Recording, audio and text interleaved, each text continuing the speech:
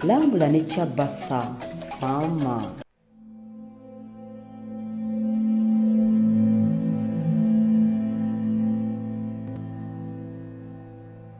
Nga twolekera okuza olunaku lw'amazike mu nsi yonna, leero katukutwaleko ku kizinga Ngamba.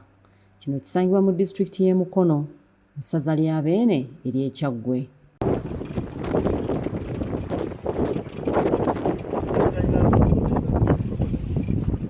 Okutuuka mu kifo kino olw'okuba nti kizinga, entambula eriwo ya ku mazzi.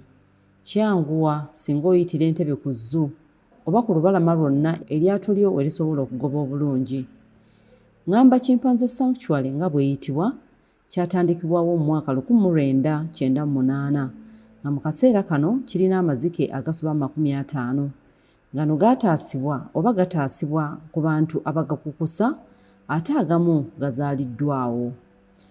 Okusaanyizibwawo kw'ebibira kye kimu ku bikosa amazike gano, olwo ne gatandika okuddukira mu bantu ate abamu abagatta. Bw'otuuka ku kizinga kino tolema kusiima ddimu ddene likolebwa mu kifo kino okubudaabuda n'okulabirira ensolo zino ezeefaanaanyiriza omuntu, okuviira ddala ku butofaali obukola omuntu bwe tumanyi nga DNA, nga buno mu mazike ebitundu 98.7 ku buli 100 muntu. It's a clique of leaders seated there. Yes, because also Eddie one time was a leader for a few months. Yes. How it came about was that one of the chimpanzees called Mika wanted to be alpha male, but he didn't have the support, so he got the services of Eddie and became the alpha. Eddie ruled a bit, but he came and reclaimed his position.